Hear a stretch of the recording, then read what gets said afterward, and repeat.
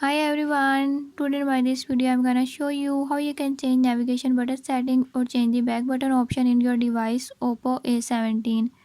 In this device Oppo A17, if you're having any issue like you don't know how to change navigation button setting or change the back button option, I'll show you the right way how to change it.